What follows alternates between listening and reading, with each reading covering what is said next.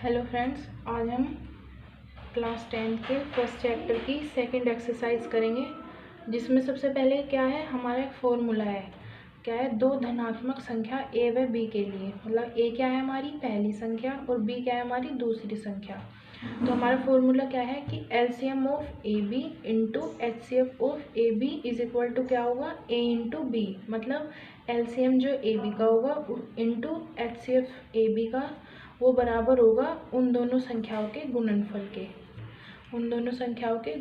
के, अब इसी फॉर्मूले से हम एक्सरसाइज 1.2 करेंगे। तो सबसे पहला हमारा क्वेश्चन क्या है?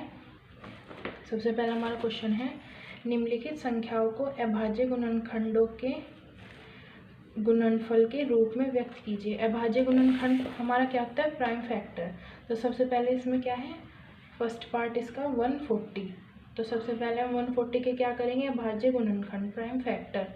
तो इसके प्राइम फैक्टर करेंगे तो क्या आएगा, 2 से, सबसे पहले 2 से डिवाइड करा तो क्या है 70 को 2 से करा तो 35 को किससे करा 5 से, तो क्या है 7, फिर 7 को किससे करा 7 से। तो अब हम लिखेंगे अतः 140 के अभाज्य गुणनखंड बराबर 2 इंटू 2 इंटू 5 इंटू 7। इसे हम क्या लिख सकते हैं, 2 की पावर 2 इंटू 5 इंटू 7, और ये इसका क्या है आंसर। ऐसे हम इसके आगे के सारे पार्ट कर लेंगे अभाज्य गुणनखंड द्वारा। अब हम देखेंगे सेकंड क्वेश्चन क्या है, पूर्णांकों के निम्नलिखित युग्मों के एचसीएफ और एलसीएम ज्ञात कीजिए तथा इसकी जांच कीजिए कि दो संख्याओं का गुणनफल is equal to HCF into LCM है। तो सबसे पहला क्या है 26 और 91। तो सबसे पहले तो हमें इसका एलसीएम और एचसीएफ निकालना है। तो सबसे पहले हम एचसीएफ निकाल लेंगे अभाज्य गुणनखंड विधि द्वारा। इसे एचसीएफ को हम यूक्लिड विभाजन से भी निकाल सकते हैं, लेकिन इसमें हमें उसने कहा नहीं है कि यूक्लिड विभाजन से निकाल ले, और वो हमारा मेथड लंबा भी ज़्यादा हो जाता है। तो इसलिए हम इसे अभाज्य गुणनखंड विधि द्वारा ही निकाल लेंगे। तो सबसे पहले 26 के प्राइम फैक्टर करेंगे और फिर 91 के प्राइम फैक्टर करेंगे।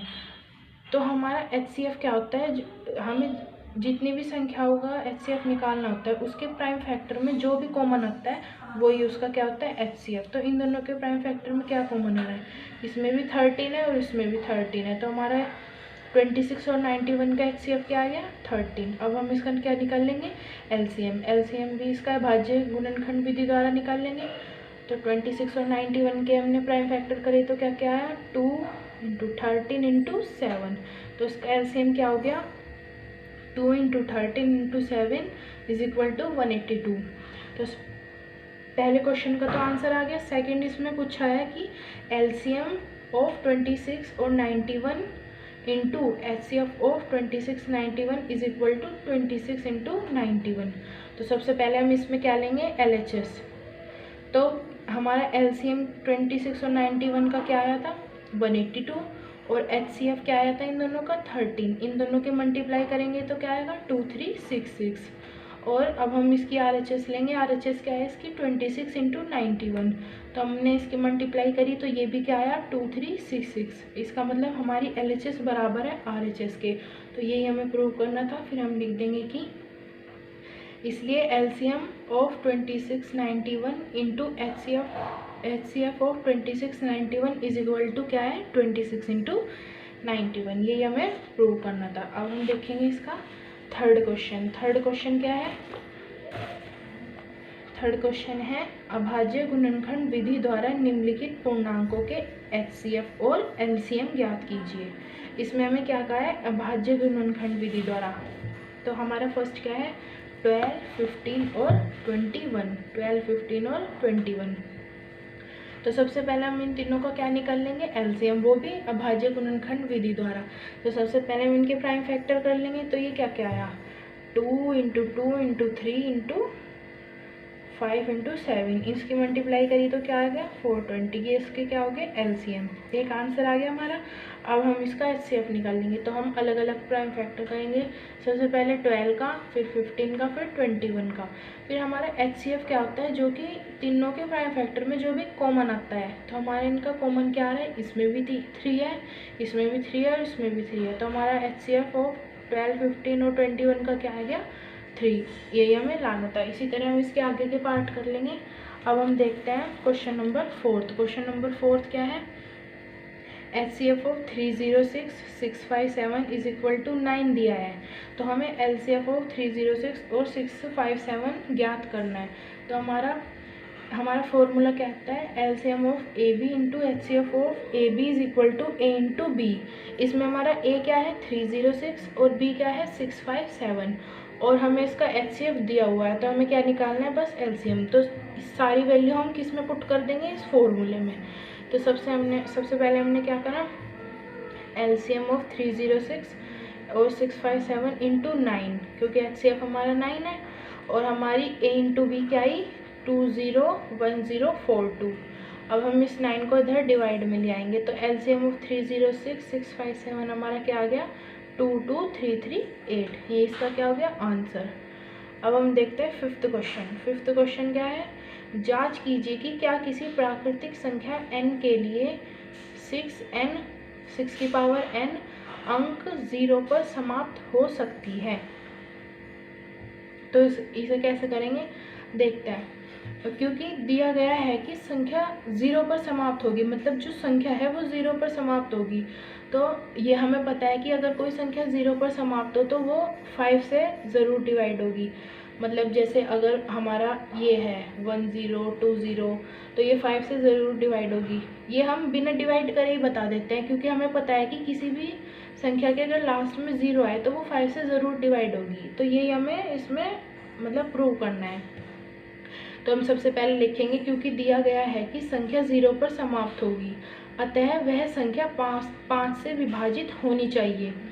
तो हमें ये क्या दिया है 6 की पावर n, तो हम 6 के प्राइम फैक्टर करेंगे तो क्या आएगा 2 और 3, मतलब 6 के अभाज्य गुणनखंड बराबर 2 इंटू 3 की पावर n। इसका मतलब 2 की पावर n और 3 की पावर n। लेकिन इसमें कहीं भी 0 नहीं आया, और हमें 0 लानी थी लेकिन हमें 0 नहीं आया, तो इसका मतलब ये 5 से डिवाइड नहीं होगी। तो हम आगे क्या लिख देंगे, क्योंकि इस संख्या के गुणनखंडों में 0 नहीं आया है, कहीं नहीं आया ना 0, 2 और 3 है।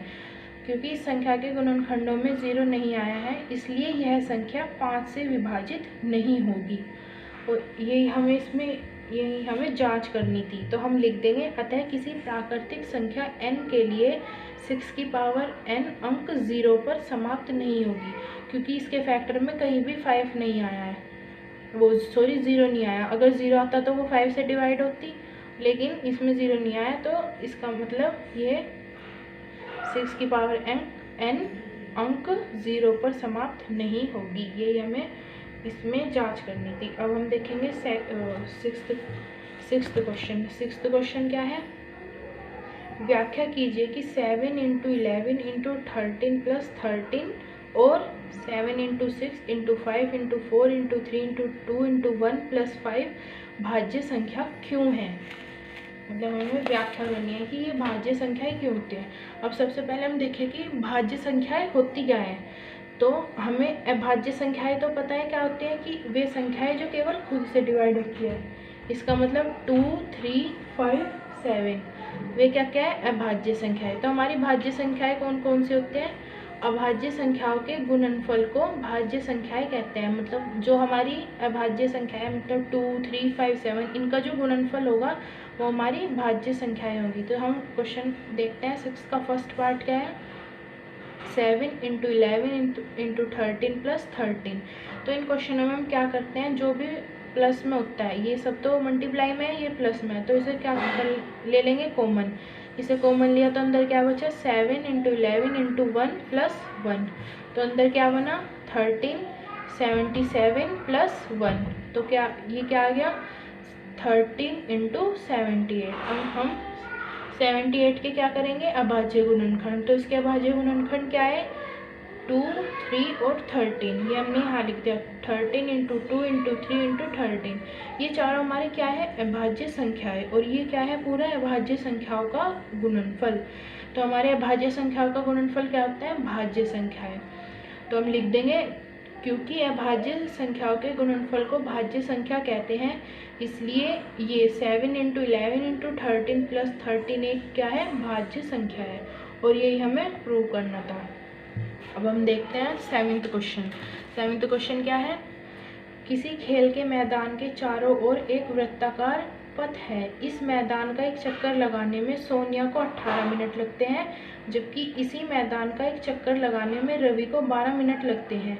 मान लीजिए वे दोनों एक ही स्थान और एक ही समय पर चलना प्रारंभ करके एक ही दिशा में चलते हैं, तो वे कितने समय बाद पुनः प्रारंभिक स्थान पर मिलेंगे।